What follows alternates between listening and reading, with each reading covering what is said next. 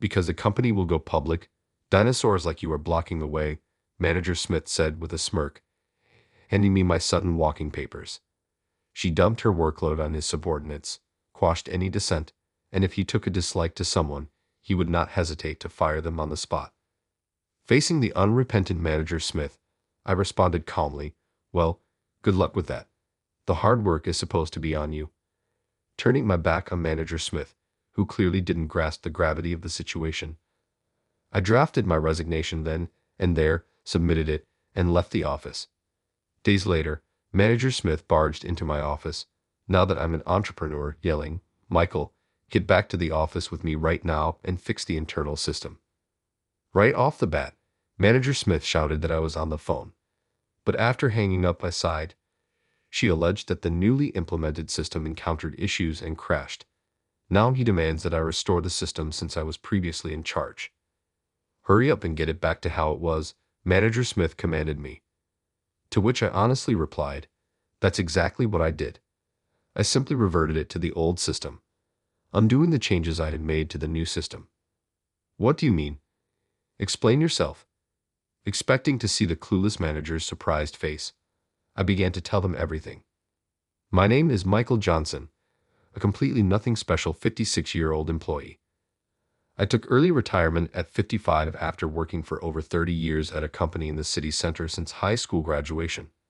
Now I have moved back to the countryside and regained employment at a local company. I returned to my family's home because my father, who lived alone in the countryside, fell, and I felt obliged to assist him in his daily life. Realizing how the strong man who raised me single-handedly had aged, I became worried. Around the same time, my company was struggling financially and was looking for early retirees, so I decided to take the plunge and retire. I also thought it was a good opportunity to dive into my hobby of studying computers, using my knowledge and experience to fulfill my longtime dream of starting my own business. Being able to turn a hobby into a career is a joy in itself, and I plan to live modestly with my father until things take off. Since my younger days spent working in factories and on OBS sites, I've nurtured a fascination with computers in my spare time, eventually dabbling in programming and creating things as a hobby. This sensation of gradually being able to do things I couldn't before was immensely satisfying, and I found myself increasingly immersed in my computer hobby. Coming from a post-single-parent family, higher education was never in the cards for me, but this hobby made me realize for the first time how much I actually enjoyed learning. While working my day job, I started creating websites for acquaintances and developing tools to improve business efficiency, gaining confidence that my knowledge was valuable and considering making this work my career. When I decided to retire early, I mentioned to my high school friend Arthur Garcia my desire to turn my hobby into a job. Unexpectedly, this led to an offer for a new job back home. "Michael, would you be interested in joining our company's information systems department?" Arthur asked. He ran a small business under the name of Garcia Fisheries, specializing in the processing and sale of locally caught seafood. Arthur, the founder and first CEO, recently stepped down from his position, allowing his son James to take over as the next CEO. Being able to leverage what I've learned through self-study is a dream come true. However, I didn't enter the IT industry, nor do I have any specialized knowledge in information technology, as I got a job right after graduating from high school. Therefore, I initially turned down the offer. "I know you're serious and don't want to do a half-hearted job, but my company currently needs someone who is knowledgeable in IT and can think flexibly. You're trustworthy and reliable, Michael. That's why I really need your help." The aging workforce is advancing, and I can sense Arthur's sincere wish to somehow support the company, which is becoming outdated. CEO James, though young in his 30s and full of enthusiasm and flexibility, will need time to be respected in a company where the seniority system is deeply ingrained. Arthur wants me to support the CEO. "I can't promise that I'll be able to meet your expectations, Arthur, Mr. Chairman, but if I'm good enough for you, I'll help out." Knowing my childhood friend, who has been striving since our younger days to start a business closely tied to our community and support our hometown, I decided to accept his earnest request. Upon joining Garcia Fisheries, I was immediately assigned to the Information Systems Department and started learning the job from scratch. However, the content of the job was largely different from what I had anticipated. The information systems department was only so in name, with a notable amount of work, such as document management, being done in an analog fashion. In fact, it felt like other departments used computers for their tasks more than ours did, as our area was filled to the brim with paper documents. Being a relatively new and small department with few people, it lacked a bit of liveliness, or so it seemed to me. After exchanging greetings and getting a rundown of the tasks, I approached Manager Smith, who would be my boss. In her 40s, she had recently become the department head, and there were talks that she was on the fast track to climb the corporate ladder. "Nice to meet you, ma'am. I'm Michael Johnson. I'll be working with you." There was no reply from Manager Smith at first. She just stared at me for a moment before finally asking about my age after a pause. "Michael, how old are you?" I'm turning 56 this year." "I see. Remember, in the roles of superior and subordinate, age doesn't matter. As a newbie, make sure to learn diligently and follow my instructions. At your age, I know picking up new things can be a bit of a struggle." I was taken aback by the condescending smile Manager Smith gave me. I'd kept it a secret that I was an old acquaintance of the chairman and CEO of Garcia Fisheries. I did this because I thought any special treatment would be a hindrance to working as a newbie. Of course, I planned to learn everything a newbie should, regardless of age.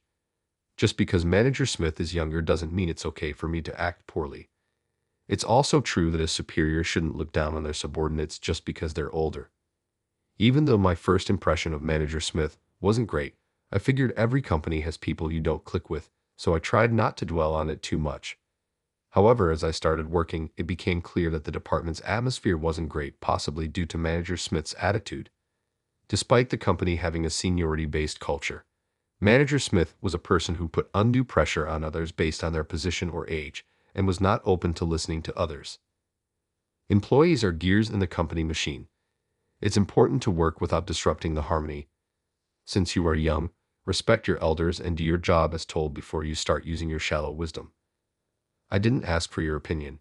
I told you my orders are absolute, didn't I? I often heard these words.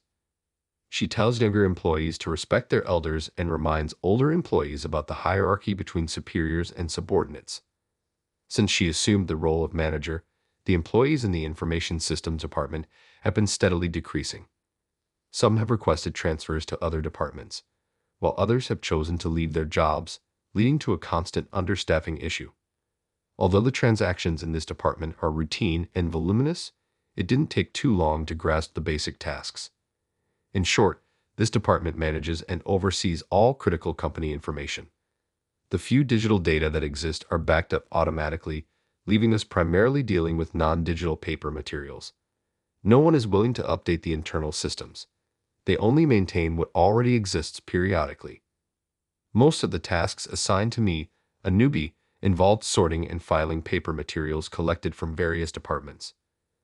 Additionally, I was responsible for teaching the basics of computer operation to older employees who were not familiar with PCs and serving as a help desk.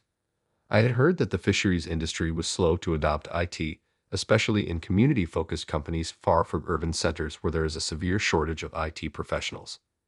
Initially, the reality of it all took me by surprise. The work was more analog than I had expected, with many tasks progressing in old-fashioned ways, and the few systems adopted within the company were clunky and very difficult to use.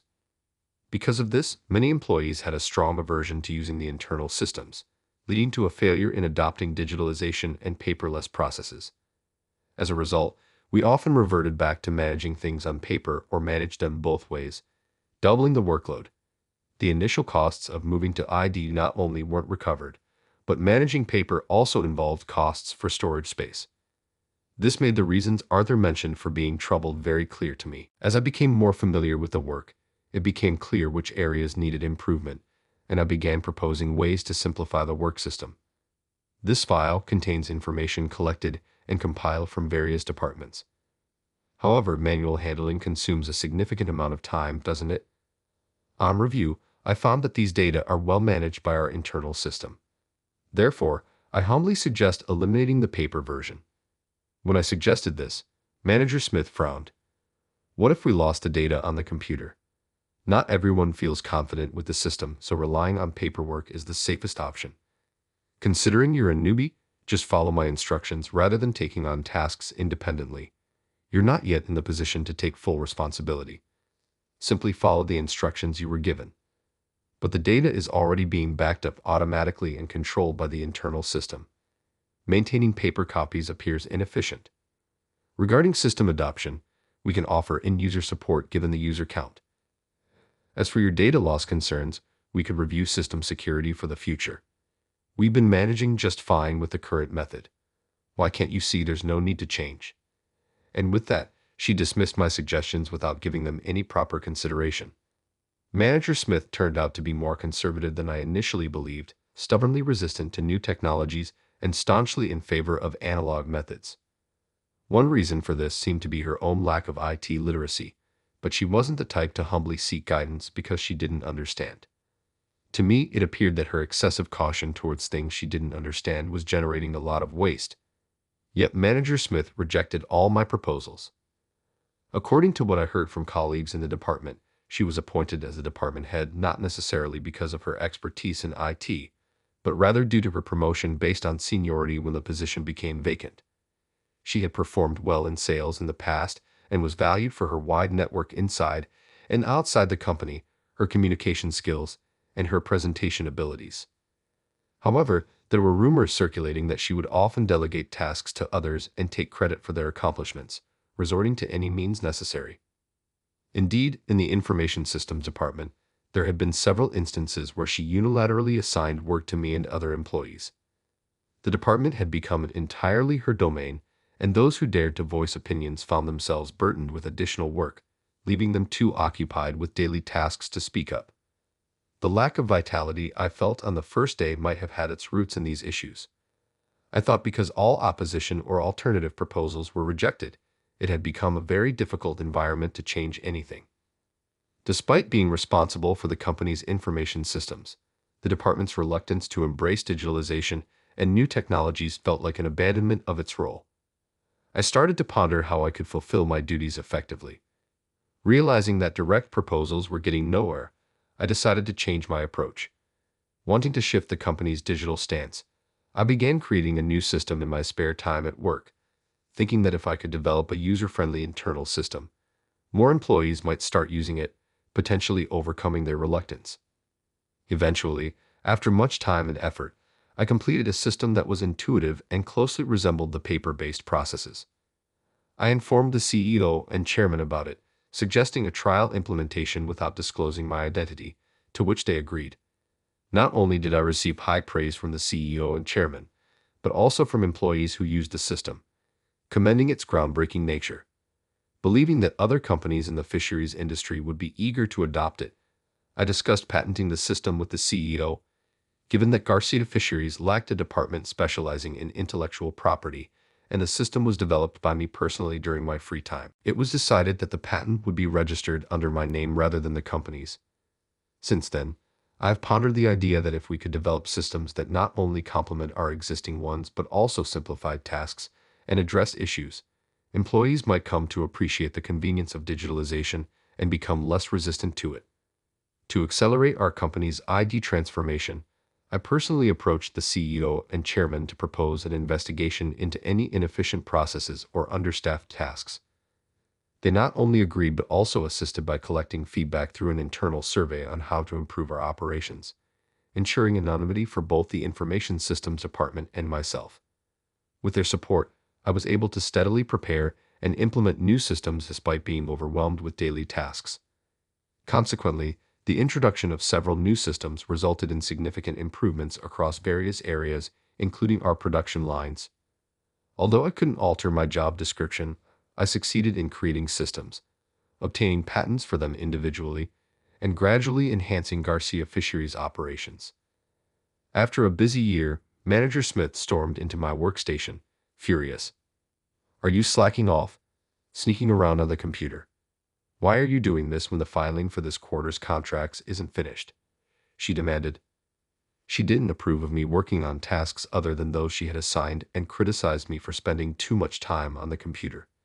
Intent on not neglecting my daily duties, I presented her with the completed files of documents. "I'm on top of my work. I'm just using my breaks and any spare time to do some research, I explained. If you have that much free time, didn't you think to help out your coworkers? If you're so free, get this job done by today too, she snapped, piling tasks high on the desk. I was bewildered. All of this by today. Lately, the workload Manager Smith pushed onto me was already more than enough, leaving me short-handed. Clearly targeted, I often ended up working overtime on the tasks dumped on me. If you were slacking off, you can do it, right?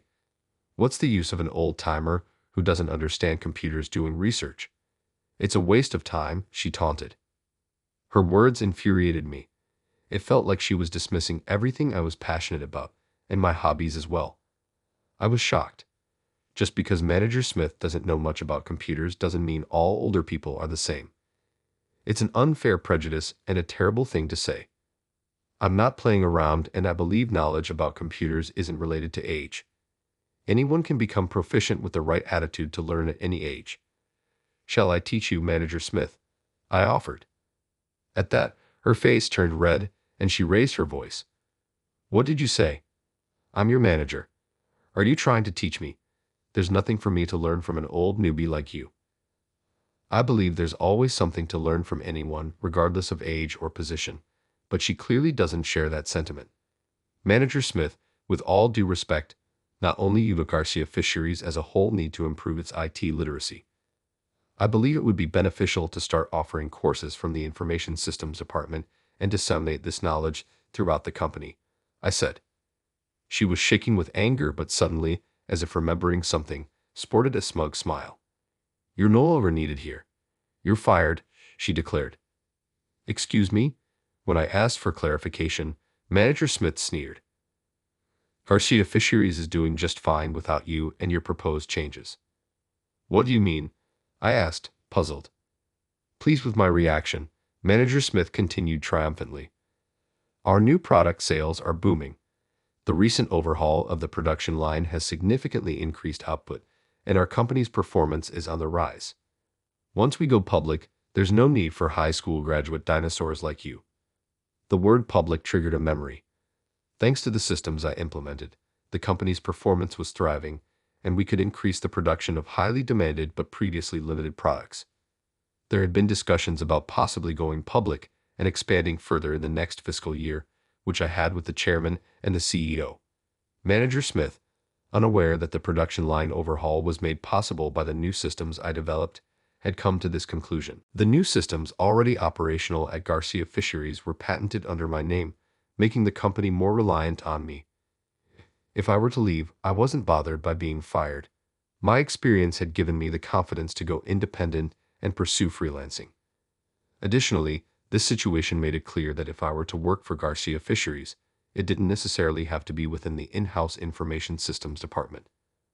I felt sorry for the CEO and chairman, but they probably anticipated something like this happening, which is why they advised me to patent the system under my name. Understood. I'm fired then. That's right. We're going public, and we have no use for dead weight. Drafting your resignation letter will be your last task. Had you known your place, it wouldn't have come to this. It's a shame, really. It'll be hard for someone your age to find another job. Good luck with that. Excuse me, the one who needs to try hard is you. Turning my back on Manager Smith, who clearly didn't grasp the situation's severity, I drafted my resignation letter on the spot and left the office. After submitting my resignation to Manager Smith, I immediately headed to the CEO's office. I couldn't leave the company without saying anything to the chairman and CEO, who had always supported and guided me. It was my shortcoming that led to my resignation, and I deeply regret leaving the company under these circumstances. Regardless, I felt compelled to explain what happened. CEO, excuse me, sir. I just submitted my resignation to the manager. Mr. Johnson, what's going on? I told him everything. I was fired out of the blue. The internal state of the Information Systems Department, and my long-standing disagreements with Manager Smith. I'm truly sorry for my untimely resignation. However, I see this as an opportunity to pursue my long-standing dream of entrepreneurship. Thanks to my experiences here, I have a clear idea of the work I want to do and am grateful for it. I reiterated my dream of entrepreneurship, which I had discussed with them several times before. Mr. Johnson, thanks to you, our company is starting to change for the better, and we're moving in a good direction. I really want to keep you at all costs. I'm sure you've even postponed your dream of becoming an entrepreneur at the request of the chairman when you joined us. The CEO, James, looked disappointed but supported my dream. Then, with words of gratitude, he apologized for the unfortunate incident that had occurred. Mr. Johnson, if it's okay with you, could we ask for your support after you leave? We're already starting to test AIST, and we'd like to formally discuss a license agreement for its patent. Saying this, CEO James personally invited me to continue working together even after I go independent. Though I was compelled to resign sooner than expected, I didn't have to worry about not receiving job orders and simultaneously got the chance to pursue my dream of becoming an entrepreneur. As soon as I completed the handover of tasks with the Information Systems Department, I prepared for my departure and faced my last day at work. I'm worried about how the Information Systems Department will handle our responsibilities without you, Michael. You're the ace of our department, and it's really a shame that you're leaving. You had a wealth of computer knowledge, taught us a lot, and always worked to make things easier for us. I really wished we could have worked together longer. Although it wasn't a long association, my colleagues expressed their sadness at my departure when I left. Even though they were my seniors in the company, I was really happy that the younger folks looked up to me and recognized my work. Over the past year, the introduction of the new system I developed has started to reduce the massive amount of paperwork in the Information Systems Department, albeit slowly. Once it's fully operational, I believe the workload will decrease even further, and we should be able to handle it with the current staff numbers just fine. After finishing my resignation preparations, I quickly started getting ready to move forward with my work as a freelancer. For my own livelihood and for Garcia Fisheries, I needed to set up a business environment as soon as possible. Somehow, I managed to set up my office and kept myself occupied with my tasks. Then, one day, I received a phone call. Surprisingly, it was from Manager Smith. "What have you done? What are you planning to do with our company?" I was yelled at over the phone and couldn't grasp the situation at first. What I understood was that Manager Smith was extremely upset and angry at me. "Manager Smith, I don't understand what you're talking about. What's the matter? Don't play games. Ever since you left, the Information Systems Department has been a mess. Most of the employees aren't showing up for work, and we're getting flooded with inquiries about the internal system from other departments, but there's no one to handle them." I was shocked to learn about the company's situation after my departure.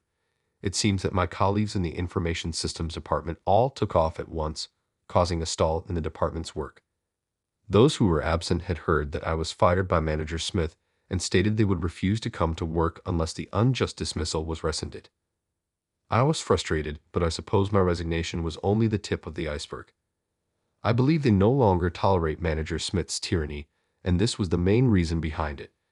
And because she had been dumping her work on others and couldn't handle the tasks properly herself, she was desperate enough to call me about this mess. I figured it was all her own doing. "Well, that sounds tough. Good luck with that," I said coldly, about to hang up when Manager Smith shouted through the phone. "Wait, you need to take responsibility and sort this out. It's irresponsible for an adult to act like this." I was dumbfounded by the absurdity of being asked to take responsibility by someone who had fired me and couldn't help but laugh. It probably sounded sarcastic, but it was such a childish argument. I'm no longer part of the company. I'm now a third party. You caused this mess, didn't you? Instead of relying on someone like me who's already left, why don't you, as a manager, take responsibility and deal with it? Or are you implying that you can't do what I could? If you had been more aware of your limitations, perhaps we wouldn't be in this situation. It's unfortunate, isn't it? I threw Manager Smith's own words back at her and hung up the phone, ignoring her shouting. After the call ended, I immediately made several calls, starting with contacting the colleagues who refused to report for work. The catalyst was my termination, solely decided by Manager Smith, but I took it as a good opportunity to pursue my dream of becoming an entrepreneur, so I felt no remorse. I explained this and persuaded them to come to work, mentioning that I had already decided to collaborate with other offices even after starting my own venture and needed their support for the Information Systems Department's sake. They all understood and nodded in agreement.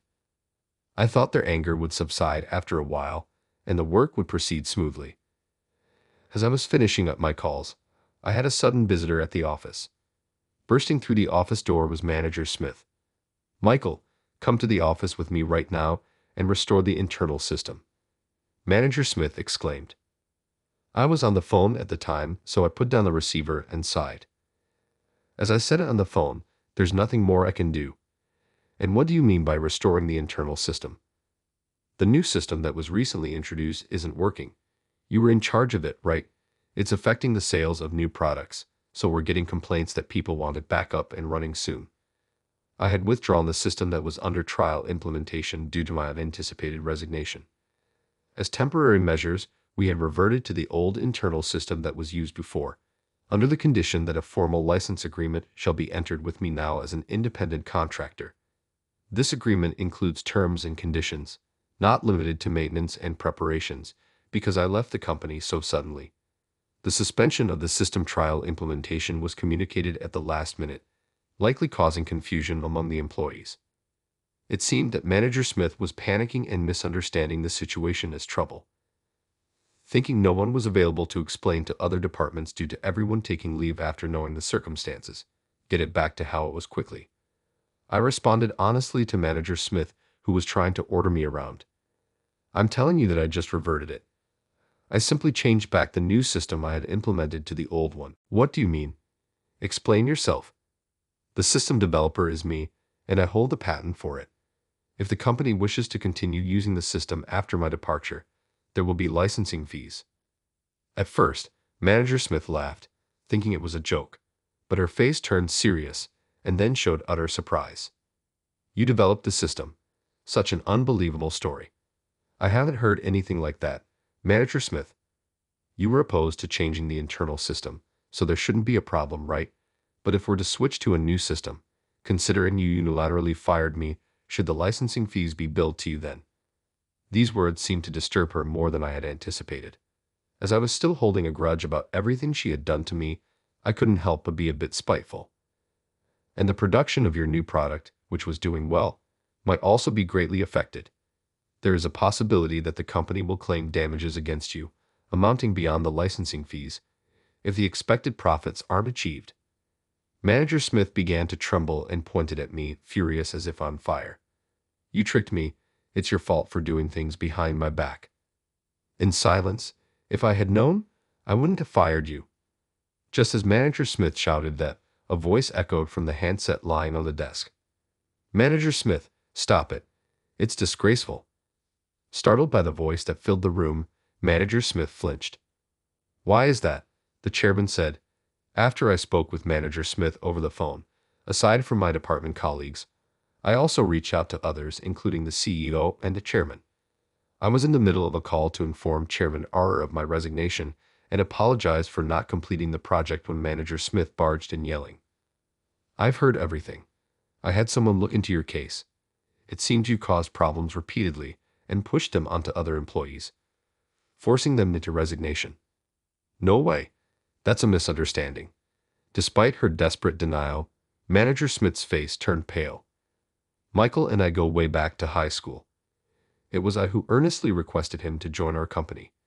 Yet you failed to recognize his abilities, even going as far as to insult him as a nuisance." "I was furious and deeply disappointed in you, Manager Smith," I said, was taken aback once again looking at me in surprise.